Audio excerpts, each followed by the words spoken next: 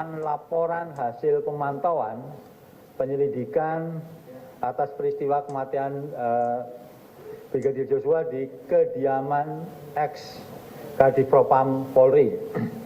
Nanti saya akan mengantarkan, terus kemudian Pak Anam ada beberapa rangkaian peristiwa dan juga temuan-temuan yang lain, terus kemudian rekomendasi, dan nanti teman-teman dari Bu Sandra dan teman-teman Komnas Perempuan akan menambahkan terkait dengan hasil pemeriksaan Bu PC, khusus yang Bu PC. Kira-kira seperti itu, dan saya akan memulai. Jadi ya, berdasarkan kewenangan pemantauan dan penyelidikan sebagaimana diatur dalam pasal 89 ayat 3 Undang-Undang Nomor 39 Tahun 99 tentang Hak Asasi Manusia, Komnas HAM telah melakukan langkah-langkah pemantauan dan penyelidikan peristiwa kematian Brigadir J di rumah ex Dinas Kadifropam sebagai berikut.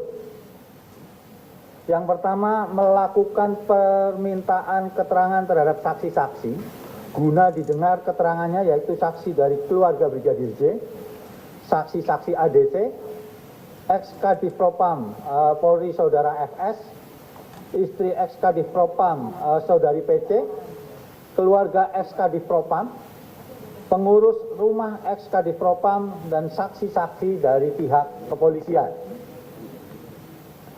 Yang kedua, melakukan permintaan keterangan dari instansi terkait, yaitu Puslapor Bareskrim, Cyber Bareskrim, dan tim dokter forensik Rumah Sakit Kramat Jati. Yang ketiga, melakukan koordinasi dengan tim khusus Mabes Polri untuk pendalaman informasi. Yang keempat, melakukan media monitoring terkait dengan peristiwa kematian Brigadir J. Yang kelima, melakukan tinjauan lokasi dan juga olah tempat kejadian perkara atau TKP. Yang keenam, melakukan pendalaman ahli dengan ahli forensik dan juga ahli psikologi klinis. Ini khusus untuk Bu PC, yang mendampingi Bu PC dalam soal pemulihan trauma dan penguatan dari sisi psikologinya. Terus kemudian juga menghadiri pelaksanaan ekshumasi atau otopsi ulang, penggalian kubur dan otopsi ulang almarhum Brigadir J di Sungai Bahar, Muaro Jambi, yang dilakukan oleh tim Persatuan Dokter Forensik Indonesia. Kemudian menghadiri rekonstruksi peristiwa kematian Brigadir J yang digelar oleh Bareskrim Mabes Polri di rumah dinas di Jalan Saguling, rumah pribadi di Jalan Saguling, dan juga di rumah dinas di Duren 3 nomor 46. Kemudian juga melakukan perbandingan temuan-temuan fakta untuk persesuaian, serta menyusun laporan akhir tim.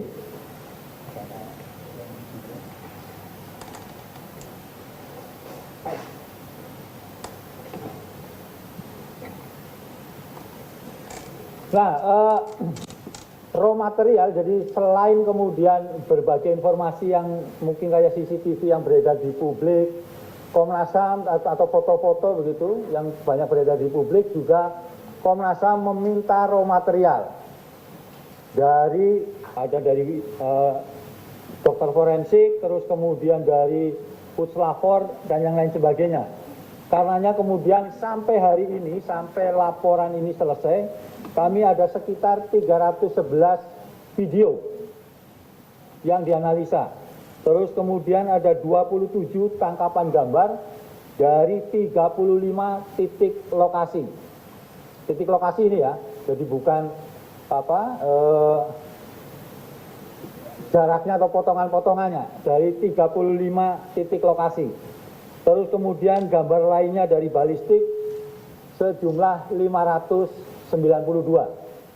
Itu kira-kira raw material, bahan-bahan, foto-foto, video yang berhasil dikumpulkan oleh Komnas HAM sampai hari ini. Itu prosesnya, nanti dilanjutkan Pak Anam terkait dengan rangkaian-rangkaian temuan faktualnya. Silakan Pak Anam.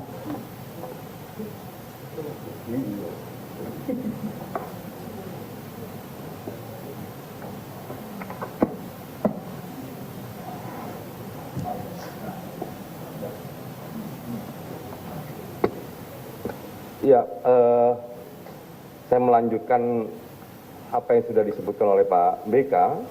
Jadi beberapa rangkaian yang sudah kami lakukan itu mulai dari Jambi, Magelang dan lain sebagainya, spot peristiwa. Beberapa catatan penting dalam temuan kami. Yang pertama adalah dari keluarga Jambi, kami menemukan memang di awal adanya pihak kepolisian sempat membatasi akses keluarga untuk melihat kondisi jenazah, namun pada akhirnya keluarga diizinkan untuk melihat kondisi jenazah dengan penjagaan ketat dari anggota kepolisian. Yang waktu kami ke Jambi kami mendapatkan keterangan ini. Yang kedua, pihak kepolisian tidak menjalankan komitmen kepada pihak keluarga untuk melakukan proses pemakaman secara kedinasan. Hal ini membuat keluarga marah dan kecewa yang terjadi di awal-awal. Keluarga mendapatkan informasi adanya ancaman pembunuhan kepada Brigadir Joshua yang disampaikan oleh saudara FR, saudari FR. Nah, ini tangkapan kami di Jambi, termasuk di sini juga soal foto-foto yang beredar di isu-isu awal terkait adanya apakah ini isunya penyiksaan ataukah tidak. Itu foto-foto kami konfirmasi kapan diambilnya, bagaimana cara mengambilnya dan sebagainya. Yang berikutnya adalah terkait apa yang terjadi di Magelang.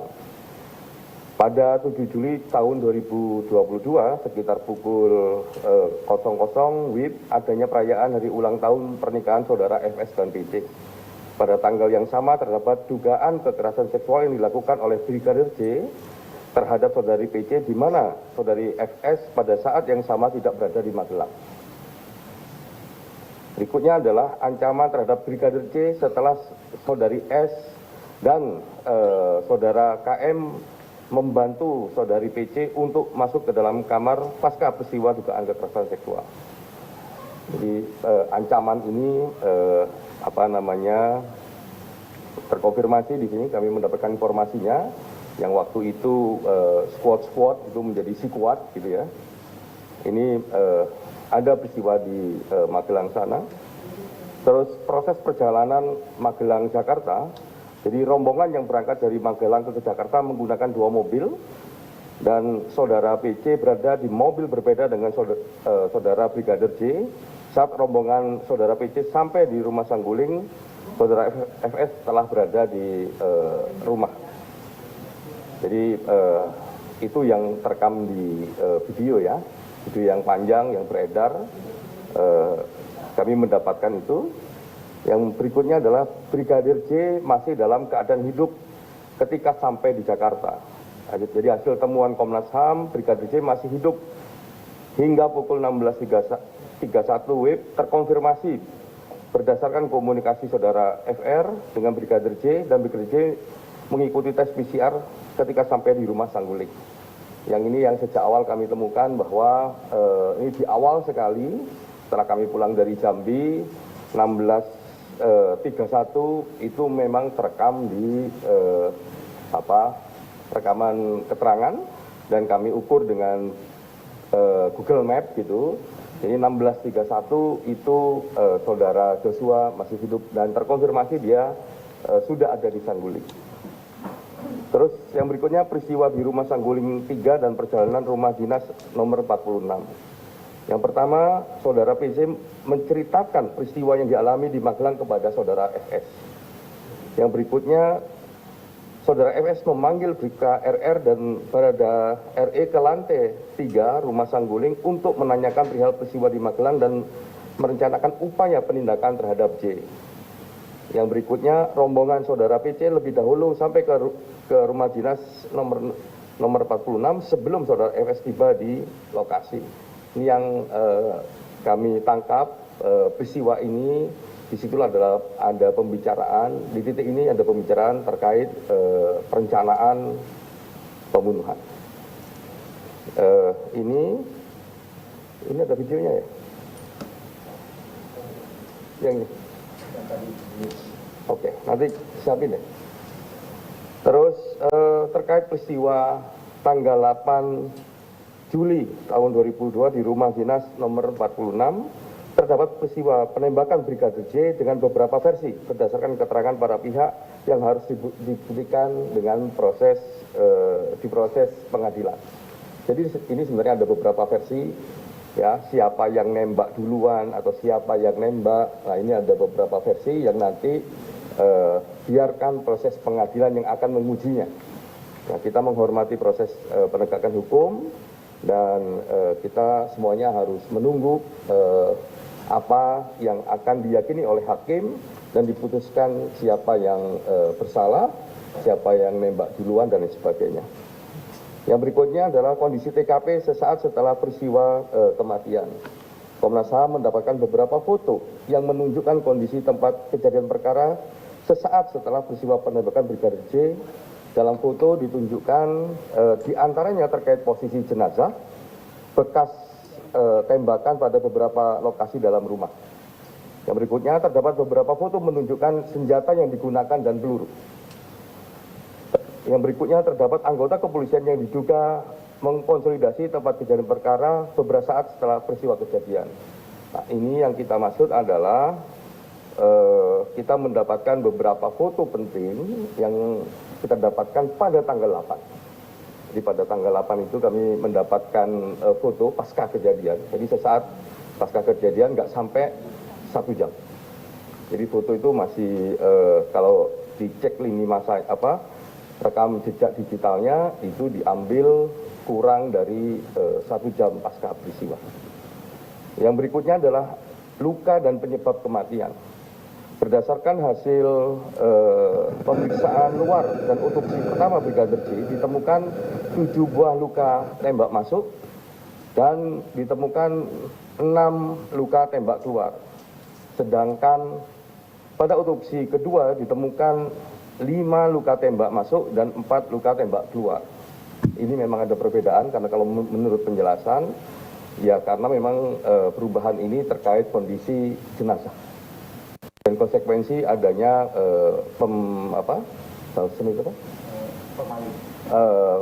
formalin. Yang berikutnya adalah 2 luka tembak penyebab kematian, yakni luka tembak pada kepala dan luka pada dada sisi kanan. Ya, ini penyebab di antara 7 luka tembak masuk, 6 luka tembak keluar.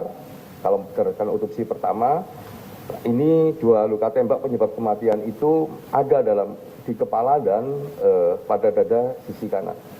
Yang berikutnya tidak terdapat luka sayatan, jeratan dan atau luka lainnya pada tubuh jenazah selain yang diakibatkan oleh tembakan. Jadi luka-luka itu tidak ada luka sayatan kecuali luka tembakan. Ada sayatan karena ada luka sayatan tapi itu terjadi karena proses otopsi.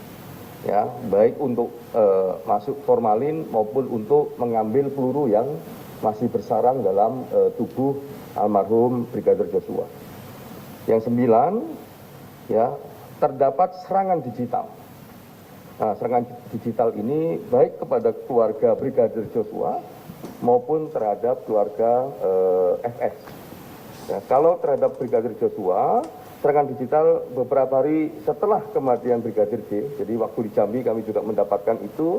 Bentuk serangannya yang dialami berupa upaya hacking akun media sosial seperti WhatsApp, Facebook, email, dan Yahoo keluarga Brigadir Joshua. Ini di awal-awal sempat muncul dan kami mendapatkan informasi soal ini.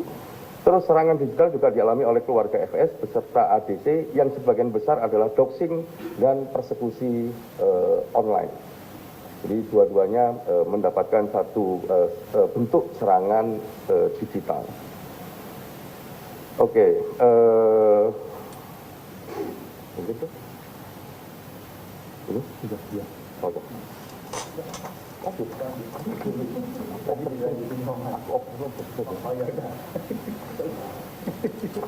Gantian, ini karena untuk sama-sama menghemat stamina ini, kurang istirahat. Ya, saya lanjutkan setelah kemudian analisa atau temuan faktual, kita masuk kepada konstruksi peristiwa dan analisa faktualnya. Yang pertama, konstruksi peristiwa. Berdasarkan temuan faktual dalam peristiwa kematian Brigadir J, disampaikan bahwa terjadi peristiwa pembunuhan terhadap Brigadir J yang merupakan tindakan extrajudicial killing yang memiliki latar belakang adanya dugaan kekerasan seksual. Extrajudicial killing terhadap Brigadir J terjadi dengan perencanaan di lokasi rumah Saguling 3.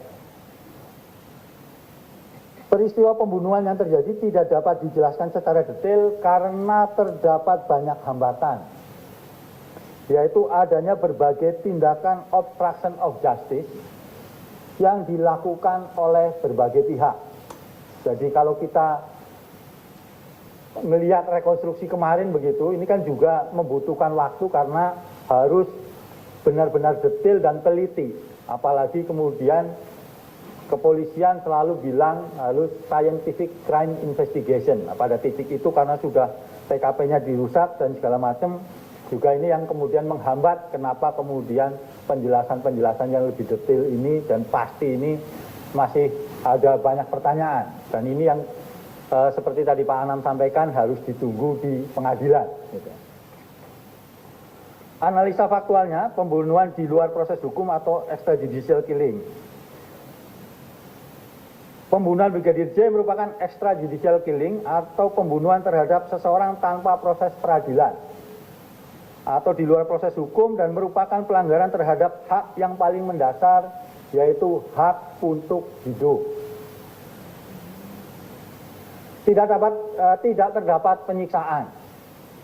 Seperti tadi dasarnya, tidak terdapat tindakan penyiksaan maupun penganiayaan terhadap tubuh Brigadir J yang dibunuh pada 8 Juli 2022 di rumah dinas ex Kadifropam Polri Jalan Duren 3 nomor 46, baik berdasarkan hasil otopsi pertama maupun otopsi kedua.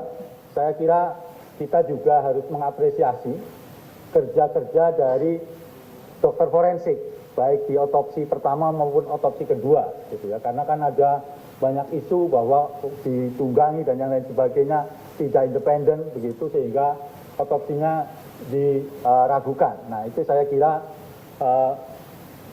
keterangan atau hasil otopsi kedua kemudian menguatkan dalam tanda kutip hasil dari otopsi pertama.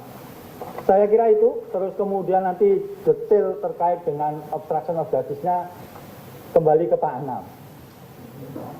Kan dia ini ya, pemeran pengganti. Buat apa? Ya, ini yang sebenarnya juga menjadi satu poin paling penting dalam upaya Komnas HAM melakukan pemantauan dan penyelidikan ini terkait obstruction of justice. Obstruction of justice ada dua klaster besar. Klaster pertama adalah membuat skenario.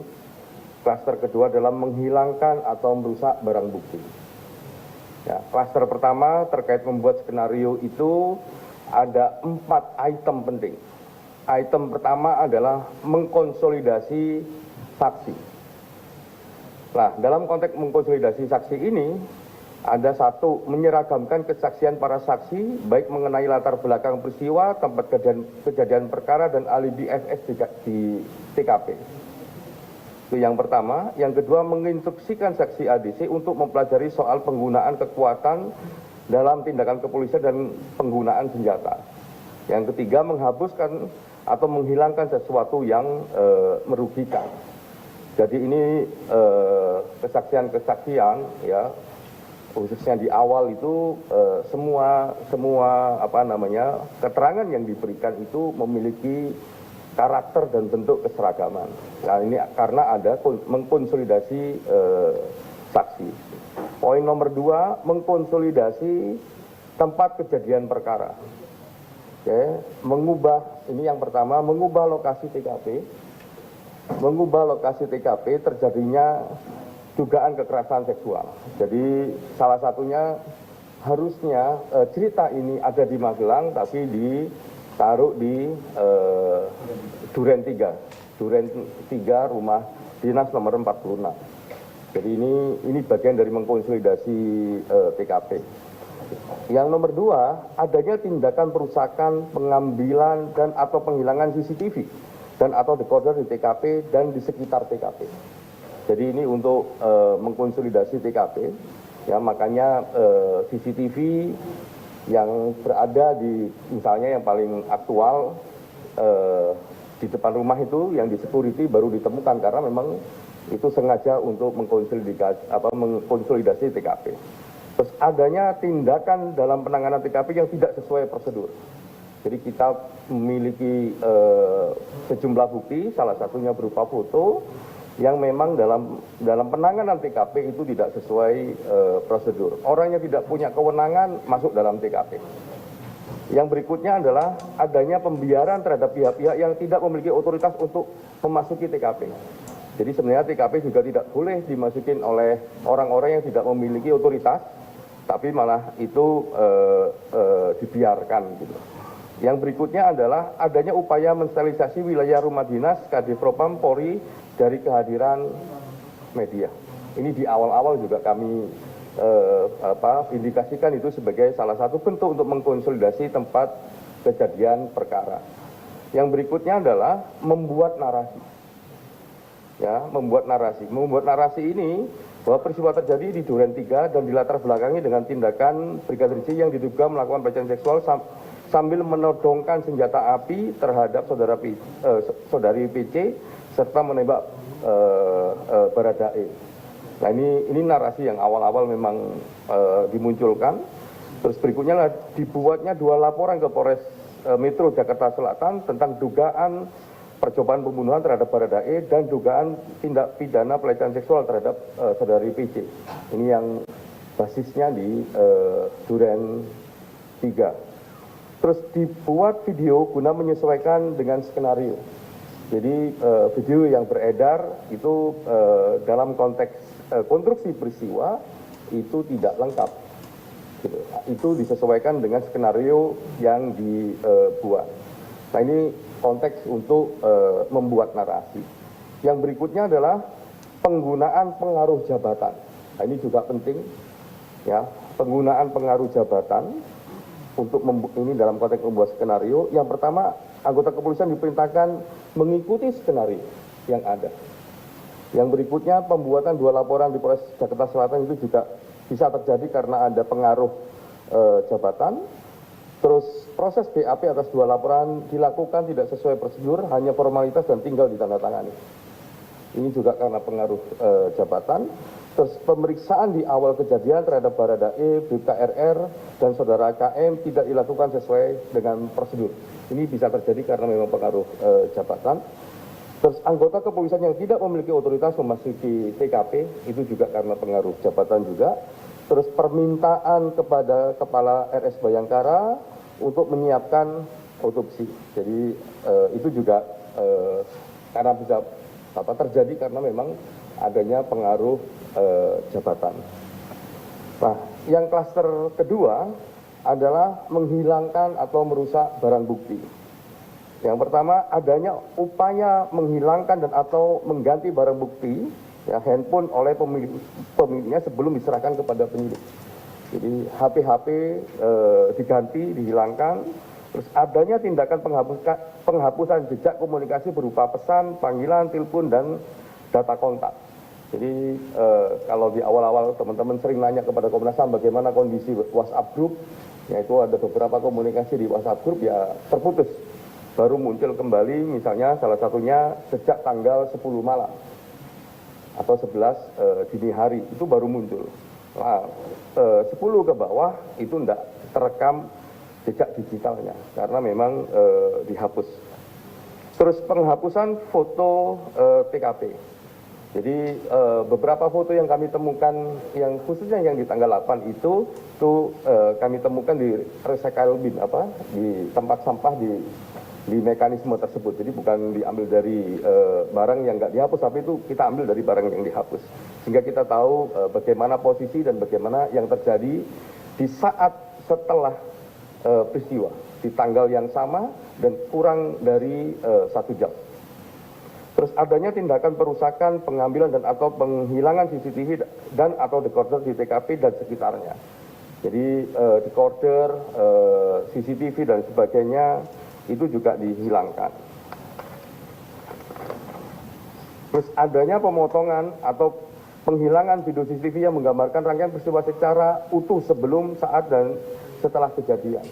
Jadi kalau ini mau terbuka, mau membuat terangnya peristiwa dan sebagainya, harusnya semua video yang ada dikonstruksikan sesuai dengan konstruksi peristiwanya. Tapi ini dipilih tidak sesuai dengan apa yang semestinya terjadi.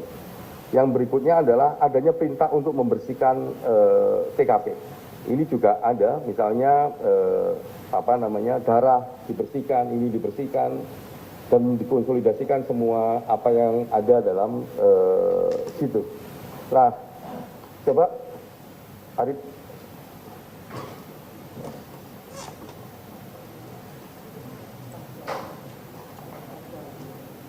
Hah?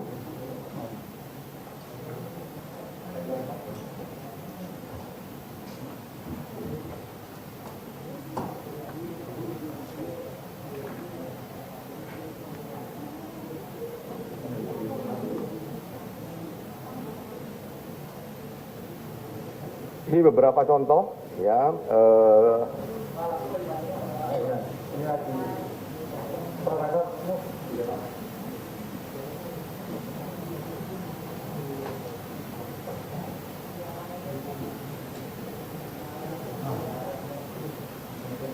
Oke.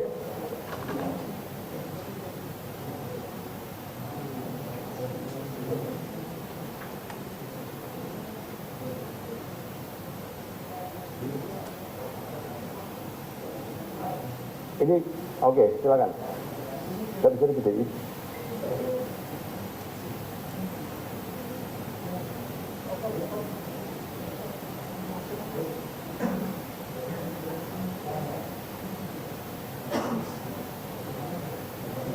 Ya, kita mulai.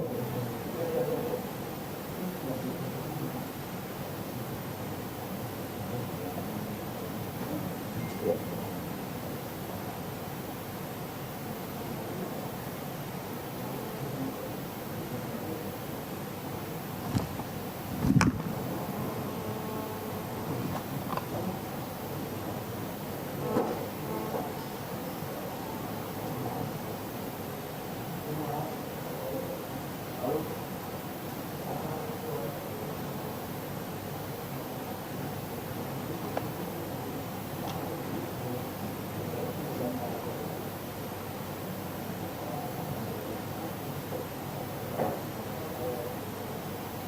Video ini kita disclaimer dulu ya. Video ini memang sengaja kami potong hanya untuk menampilkan bagian-bagian mana yang penting yang sebenarnya bisa masuk dalam video yang sudah disebarkan di publik.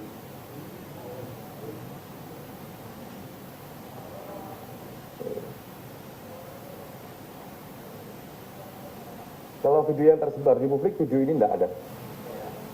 Padahal ini video yang sangat penting dalam konstruksi peristiwa. Dan ini kami ambil dari raw material, jadi jangan juga dilihat jam yang ada di situ karena ini belum dikalibrasi. Ini benar-benar raw material, dan ini memang kami potong untuk menunjukkan beberapa potongan video yang harusnya ini juga masuk dalam video yang rangkaian peristiwa agar membuat terangnya peristiwa.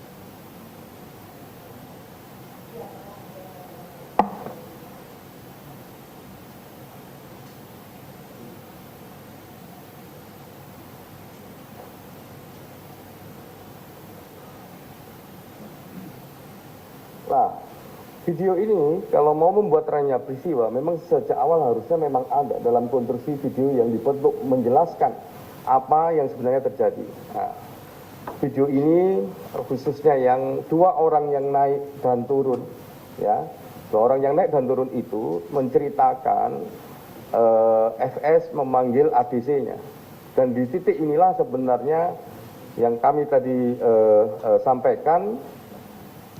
FS kepingin tahu apa yang terjadi dalam peristiwa Magelang. Yang salah satunya kalau kita kenal itu saudara Baradae.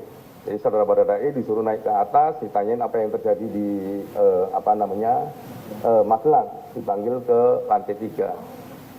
Yang satunya juga begitu, ADC yang satunya dipanggil ke atas, ditanyain apa yang terjadi di Magelang. Kalau yang sudah beredar di publik, di titik itulah ya menanyakan apakah kamu mau menembak. Jadi itu posisi video ini harusnya memang menjadi satu spektrum yang penting dalam konstruksi peristiwa.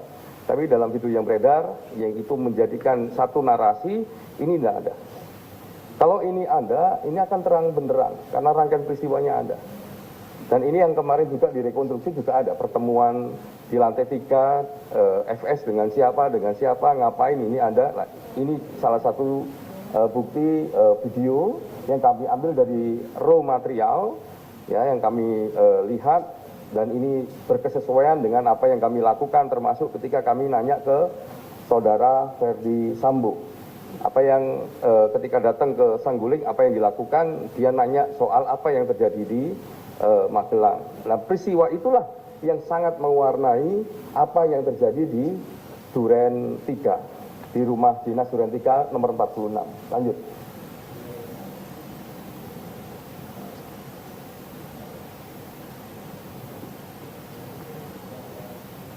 Nah, ini yang kemarin kita yakin sejak awal sebenarnya. Ketika kita lihat lini masa, pembicaraan lini masa, ini angka 1631. Yang dimaksud angka 1631 itu ini. Sejak komunikasi.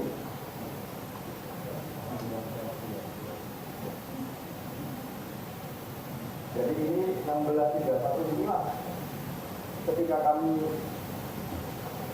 1631 itulah yang ketika kami datang ke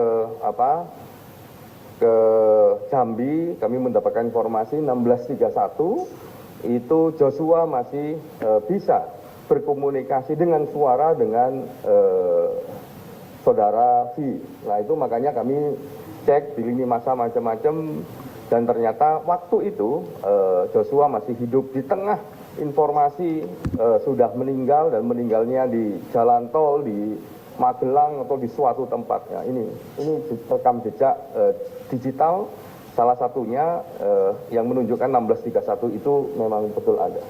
Lanjut.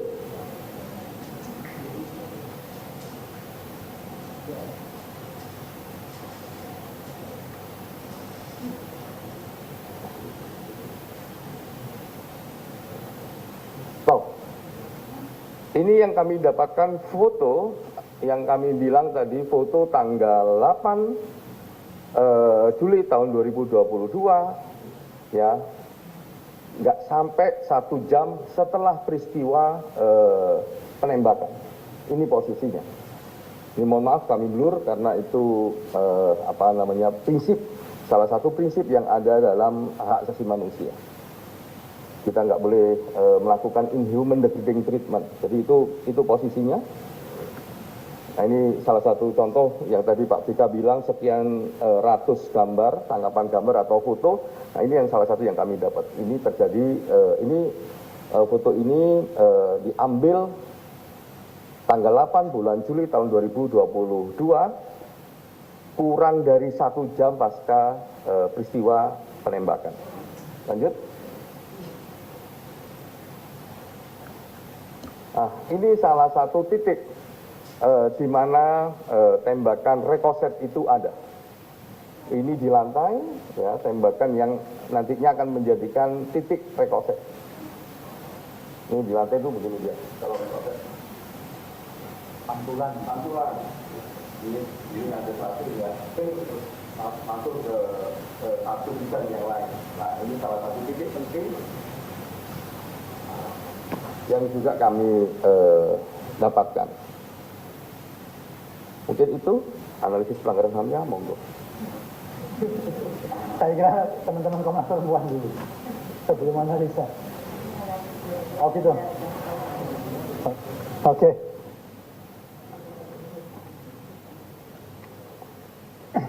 Ya, tadi didasarkan pada proses, kemudian temuan faktual dan analisa faktual, kami kemudian beranjak kepada soal analisa pelanggaran HAM-nya. Ada 4 poin utama dari analisa pelanggaran HAM. Yang pertama, hak untuk hidup. Ini terdapat pelanggaran hak untuk hidup yang dijamin dalam pasal 9 Undang-Undang Nomor 39 tahun 99. Faktanya memang terdapat pembunuhan Brigadir J yang terjadi pada Jumat 8 Juli 2022 di rumah dinas ex Kadif Propam Polri. Kemudian hak untuk memperoleh keadilan. Terdapat pelanggaran hak untuk memperoleh keadilan yang dijamin dalam pasal 17 Undang-Undang Nomor 39 tahun 99. Brigadir J yang diduga melakukan kekerasan seksual terhadap saudari PC telah dieksekusi dalam tanda kutip tanpa melalui proses penyelidikan, penyidikan, penuntutan, persidangan, dan seterusnya, atau yang sering kami sebut fair trial. Seharusnya ketika dugaan apapun harus ada proses hukum awal, tidak langsung kemudian dieksekusi. Ini pun saya kira jelas ya. Selain itu, terhadap saudari PC juga terhambat kebebasannya untuk melaporkan kejadian dugaan kekerasan seksual yang dialaminya ke kepolisian tanpa intervensi siapapun. Ini kan kejadiannya, dugaan kejadiannya ada di Magelang. Tetapi kemudian skenario yang dibangun kejadiannya di Duren 3. Nah, ini kan ada hambatan terhadap kebebasan dari saudari PC untuk menjelaskan atau melaporkan apa yang sesungguhnya dia alami. Ini lagi-lagi dugaan, baru dugaan. Kemudian yang ketiga adalah obstruction of justice. Berdasarkan fakta yang ditemukan terdapat tindakan-tindakan yang diduga merupakan obstruction of justice dalam peristiwa penembakan Brigadir J tersebut. Tindakan dimaksud antara lain sengaja menyembunyikan dan atau melenyapkan barang bukti di saat sebelum atau sesudah proses hukum. Yang kedua, sengaja melakukan pengaburan fakta peristiwa. Tindakan obstruction of justice tersebut berimplikasi terhadap pemenuhan akses terhadap keadilan, access to justice, dan kesamaan di hadapan hukum, equality before the law, yang merupakan hak konstitusional sebagaimana dijamin dalam hukum nasional maupun internasional. Yang keempat, ada hak anak. Hak anak untuk mendapatkan perlindungan dari kekerasan fisik maupun mental dijamin dalam pasal 52 dan 58 Undang-Undang Nomor 39 tahun 99 tentang hak asasi manusia dan Undang-Undang Nomor 35 tahun 2014 tentang perubahan atas Undang-Undang Nomor 23 tahun 2002 tentang perlindungan anak. Faktanya, akibat peristiwa kematian Brigadir J terhadap pelanggaran hak anak, khususnya hak untuk mendapatkan perlindungan dari kekerasan psikis maupun mental dari anak-anak ex Kadif Propam Polri, FS, dan juga saudari PC. Artinya kita mendapat keterangan bahwa anak-anaknya Pak FS dan Bu PC mendapat perundungan, ancaman, cyberbullying yang kemudian menyerang di akun sosial media yang bersangkutan. Ini juga harus menjadi concern bersama, begitu, supaya anak-anak itu bisa tumbuh kembang dengan baik, begitu.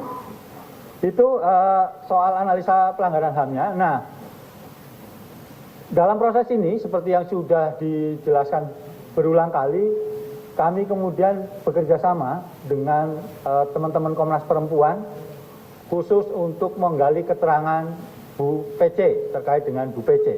Karena itu saya kira dalam kesempatan yang baik ini saya meminta Ketua Komnas Perempuan Bu Andi Yentriani untuk menjelaskan bagaimana proses penyelidikan atau permintaan keterangan yang dilakukan oleh teman-teman Komnas Perempuan. Silakan Bu Andi. Bu Andi atau Bu Sandra atau mau pingsut?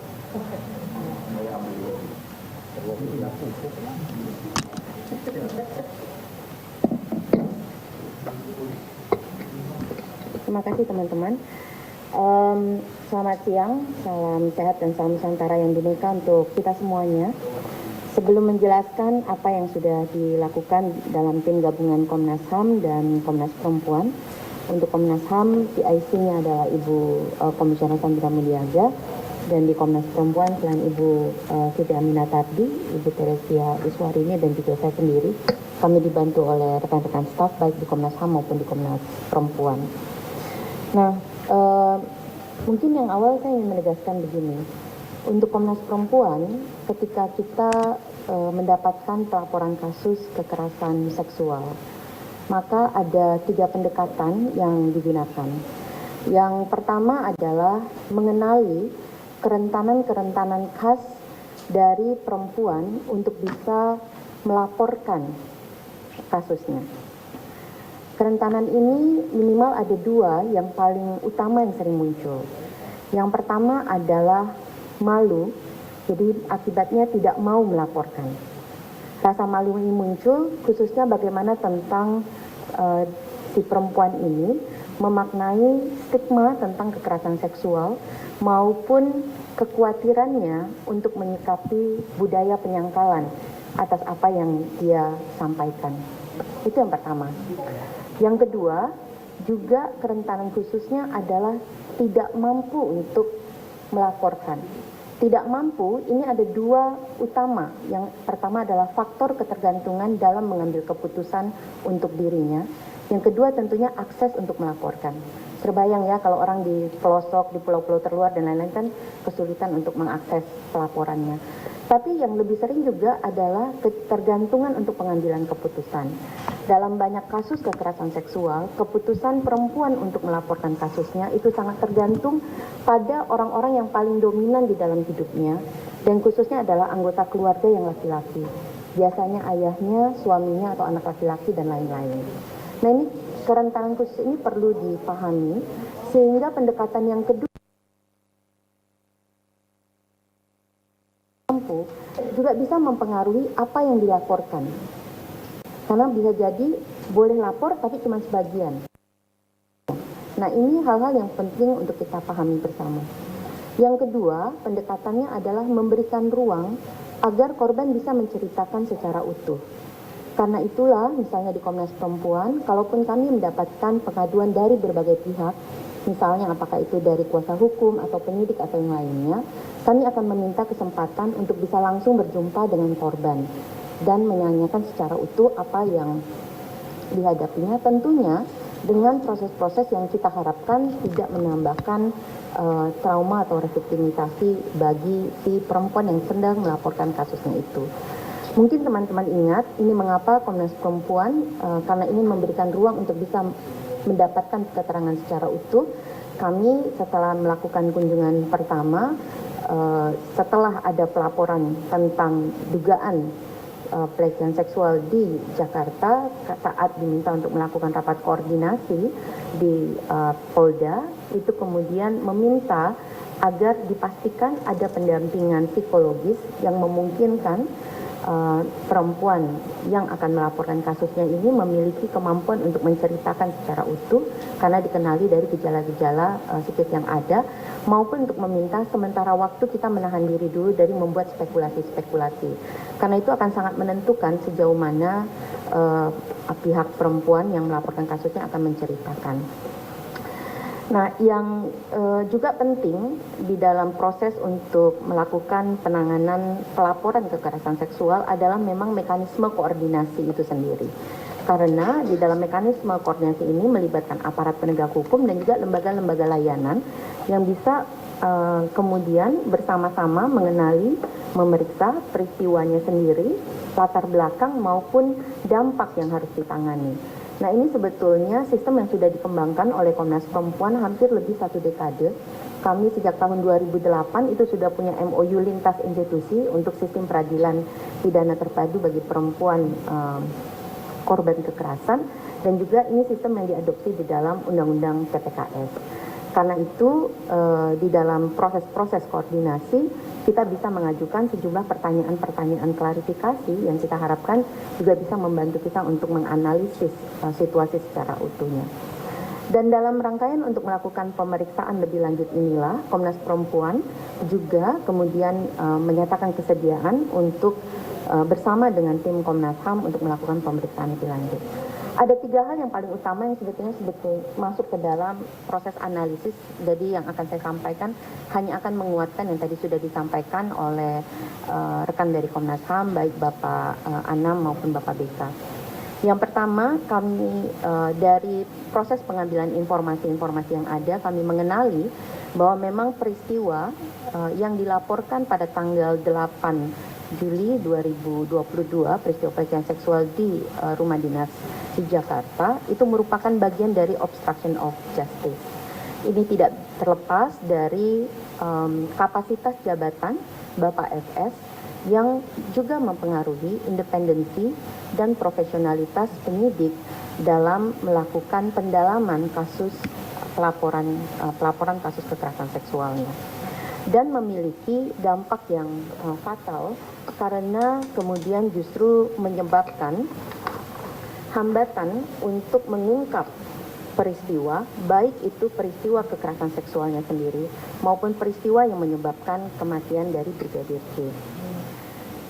Selain itu, kami juga melihat bahwa tindakan obstruction of justice ini akan menghambat akses perempuan korban seksual, kekerasan seksual lain di masa depan. Karena dia mempertebal prasangka bahwa korban akan membuat laporan palsu.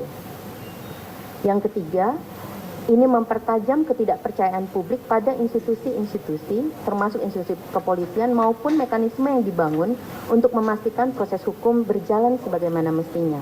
Termasuk dalam hal ini pada profesi forensik, profesi psikolog klinis, dan juga Lembaga Nasional Hak Asasi Manusia, baik Komnas HAM maupun Komnas Perempuan. Itu temuan yang pertama.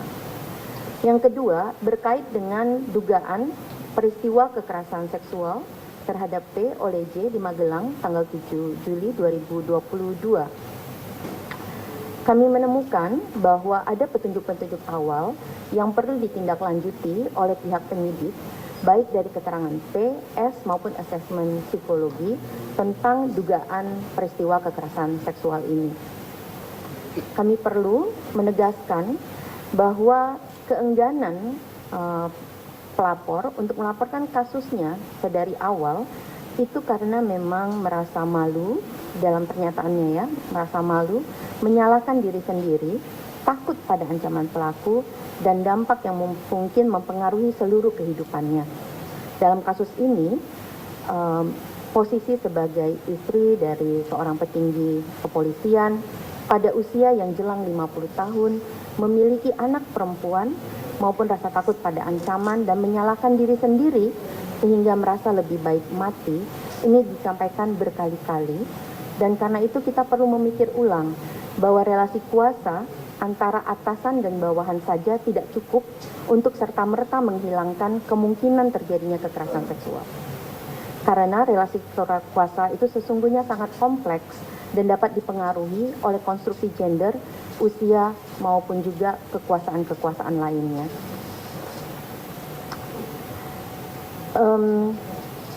Mitos tentang kekerasan seksual terkait relasi kuasa korban dan pelaku, lokasi kejadian, tuduhan kekerasan seksual sebagai hubungan suka sama suka, ataupun sikap lain yang menyalahkan korban, ini kerap juga akan menjadi tantangan tersendiri. Apalagi dalam kasus yang sedang kita diskusikan ini, ketidakpercayaan pada laporan itu akan berlipat ganda akibat dari obstruction of justice itu sendiri.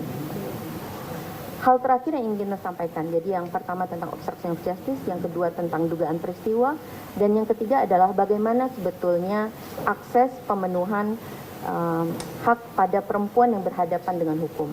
Perempuan berhadapan dengan hukum ini kawan-kawan, dia bisa dalam posisi sebagai korban, sebagai saksi, ataupun sebagai pelaku atau tersangka.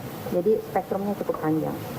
Nah, kami ingin menegaskan bahwa dari informasi-informasi yang diperoleh, ada sejumlah praktik baik yang penting untuk juga diberlakukan dalam berbagai kasus lain. Yang pertama adalah bahwa ada praktik yang diupayakan untuk menjalankan mandat Undang-Undang Tindak Pidana Kekerasan Seksual dalam penanganan pelaporan kasus P, sekalipun kemudian diketahui kasusnya tidak benar. Ini misalnya dalam memastikan bahwa penyidik itu selalu melibatkan penyidik perempuan, akses pada pendampingan kuasa hukum, pada pendampingan psikolog, dan juga untuk memastikan adanya koordinasi lintas unsur untuk penanganan yang terpadu. Yang kedua, praktik baik juga yang perlu kita pastikan akan bisa dilakukan untuk kasus-kasus yang lain adalah upaya untuk melaksanakan mandat dari Undang-Undang Perlindungan Hak Anak. Ini misalnya terlihat dalam upaya untuk melakukan rapat koordinasi lintas unsur dalam mengatasi dampak peristiwa pada anak, termasuk terkait dengan pemberitaan ataupun penggunaan media sosial. Tantangan ke depan tentunya adalah untuk memastikan adanya proses hukum yang semestinya atau due process of law, untuk memastikan peradilan yang adil dan tidak memihak atau fair trial terhadap P selaku perempuan berhadapan dengan hukum, maupun untuk pengungkapan kasus yang berakibat pada kematian Brigadir J. Dan karena itu ada sejumlah rekomendasi yang akan disampaikan sekaligus dengan Komnas HAM. Terima kasih.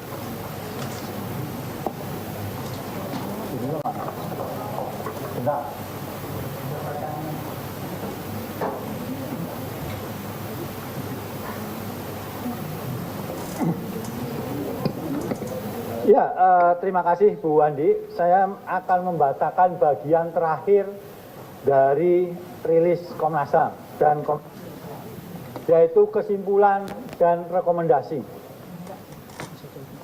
Yang pertama, kesimpulan. Dari keseluruhan hasil penyelidikan atas peristiwa tersebut dapat disimpulkan sebagai berikut.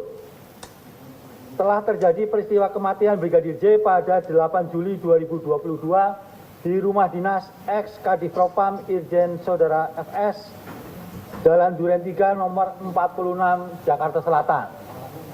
Yang kedua, pembunuhan Brigadir J merupakan extrajudicial killing. Tadi sudah saya sampaikan.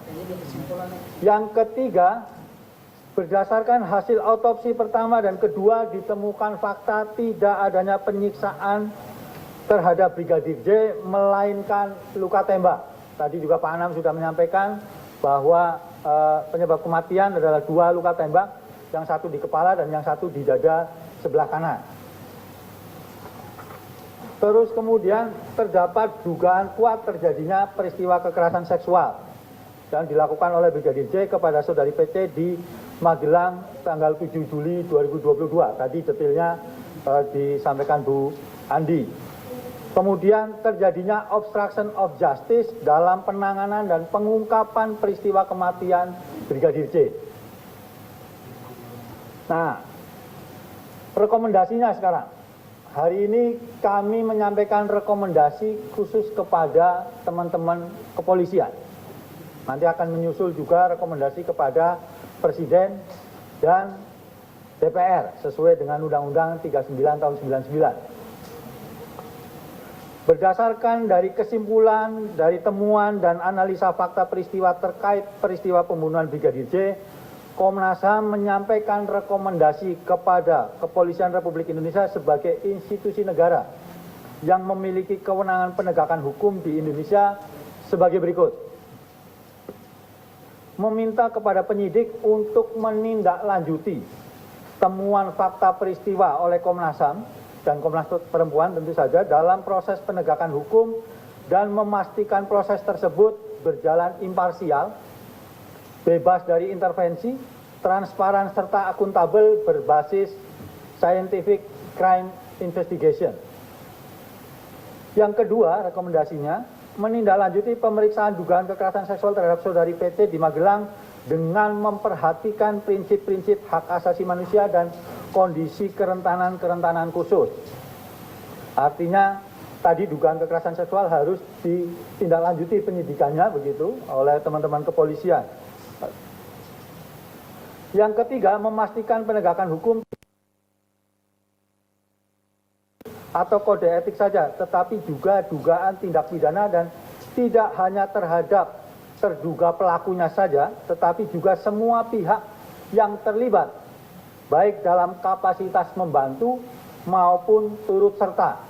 Jadi semua kemudian harus ada penegakan hukumnya, bisa disiplin atau kode etik maupun juga tindak pidananya, tergantung pada derajat gitu ya, kontribusi dari masing-masing pihak. Kemudian meminta kepada Inspektorat Khusus untuk memeriksa dugaan pelanggaran etik setiap anggota kepolisian yang terlibat dan menjatuhkan sanksi kepada anggota kepolisian yang terbukti melakukan obstruction of justice dalam penanganan dan pengungkapan peristiwa kematian Brigadir J sesuai dengan Peraturan Kepolisian Nomor 7 Tahun 2022 tentang Kode Etik Profesi dan Kode Etik Kepolisian Negara Republik Indonesia. Informasinya sekarang itu ada sekitar 95 atau 97 anggota kepolisian yang sedang dalam pemeriksaan. Sudah dan sedang pemeriksaan. Jadi ini saya kira sejalan dengan apa yang direkomendasikan oleh Komnas. Tapi tentu saja kan masih berkembang. Gitu. Nah, ada 3 klaster, kami menyebutnya atau 3 layer tentang sanksi ini. Yang pertama adalah sanksi pidana dan pemecatan kepada semua anggota kepolisian yang terbukti bertanggung jawab, memerintahkan berdasarkan kewenangannya membuat skenario, mengkonsolidasikan personil kepolisian, dan merusak serta menghilangkan barang bukti terkait peristiwa kematian Brigadir J. Yang kedua, sanksi etik berat atau kelembagaan kepada semua anggota kepolisian yang terbukti berkontribusi dan mengetahui terjadinya obstruction of justice terkait peristiwa kematian Brigadir J. Yang ketiga, sanksi etik ringan atau kepribadian kepada semua anggota kepolisian yang menjalankan perintah atasan tanpa mengetahui adanya substansi peristiwa dan atau obstruction of justice. Jadi ini mungkin ada petugas kepolisian yang cuma disuruh-suruh saja begitu, tidak tahu skenarionya seperti apa, kejadian yang sebenarnya seperti apa, ya itu harus juga diperiksa begitu untuk melihat, untuk membuktikan derajat kesalahannya. Itu yang kami maksud di situ. Gitu. Kemudian, nah ini terkait tadi soal praktek-praktek baik dari yang disampaikan oleh teman-teman Komnas Perempuan terkait pemeriksaan Bu PC dan juga perempuan korban kekerasan lainnya begitu. Ini ada rekomendasi yaitu menguatkan kelembagaan UPPA sebagai direktorat agar menjadi lebih independen dan profesional dalam penanganan pelaporan kasus kekerasan terhadap perempuan termasuk kekerasan seksual. Kemudian mengadopsi praktik baik dalam penanganan pelaporan kasus dugaan kekerasan seksual terhadap saudari PT pada kasus lain perempuan berhadapan dengan hukum. Ini dapat saya jelaskan begini. Jadi kan sekarang banyak berkembang kemudian opini bahwa seolah-olah Bu PC diistimewakan begitu dibandingkan dengan perempuan lainnya.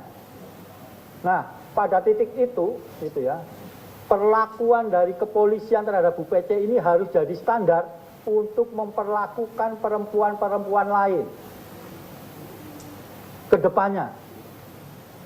Jadi harus misalnya perempuan korban kekerasan harus kemudian didampingi oleh psikolog untuk menguatkan, memulihkan trauma sehingga kemudian bisa menceritakan. Jadi bukan kemudian seolah banyak perempuan kemudian ada yang di penjara terus tanpa pendampingan dan yang lain sebagainya. Ini justru kita harus mendorong supaya polisi bisa membangun standar yang baik terkait dengan penanganan perempuan korban kekerasan. Yang berikutnya, meminta kepada Kapolri sebagai pemegang kekuasaan tertinggi Kepolisian Negara Republik Indonesia melakukan evaluasi menyeluruh terhadap mekanisme penanganan perkara hukum yang melibatkan pejabat utama kepolisian, serta membangun standar pelibatan lembaga pengawas eksternal kepolisian. Jadi harus ada standar ketika ada pejabat-pejabat utama kepolisian yang mungkin terkena kasus hukum, meskipun kita semua tentu saja tidak mengharapkan ada peristiwa yang sama atau peristiwa lain kemudian terjadi, dan itu membutuhkan pelibatan lembaga eksternal, harus ada standarnya kira-kira. Seperti apa koordinasinya, kemudian mekanisme kerjasamanya, pelibatannya, dan yang lain sebagainya, tanpa harus mengintervensi proses hukum yang ada di teman-teman kepolisian.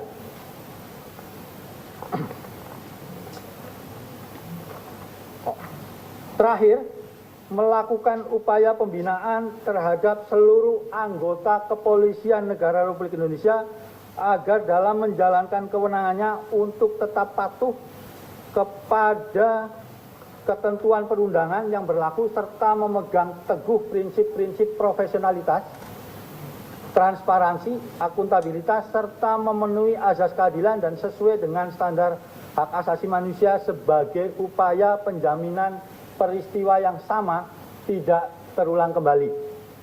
Jadi harus ada upaya pembinaan secara menyeluruh supaya peristiwa yang sama itu tidak terulang kembali. Jadi cukup kali ini saja ini sebagai pelajaran bersama kita.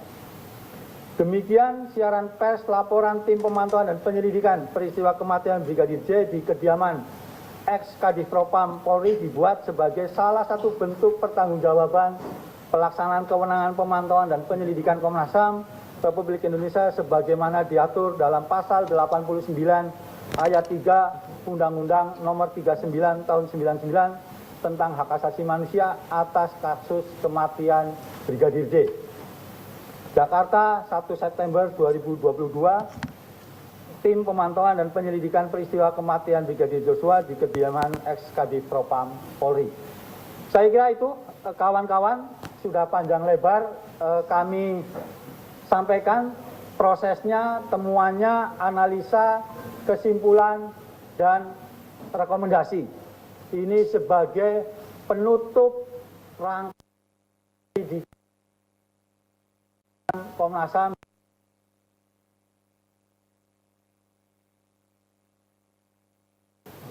Jumat 1 September 2022. Terima kasih.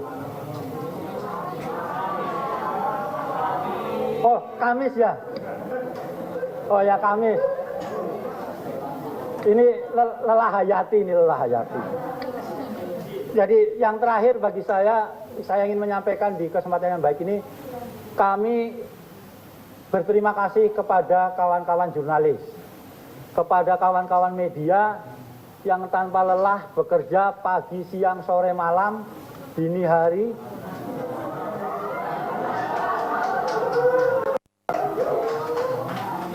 mengawal kasus ini, mencari fakta, bukti, keterangan, mewawancarai narasumber meskipun kadang ditolak, lebih sering ditolaknya, tetapi demi satu, bagaimana kemudian membuat peristiwa ini menjadi lebih terang, berbasis fakta-fakta, dan kemudian nanti akhirnya proses pengadilan bisa berjalan adil dan transparan, dan seluruh pelakunya bisa dihukum setimpal. Terima kasih.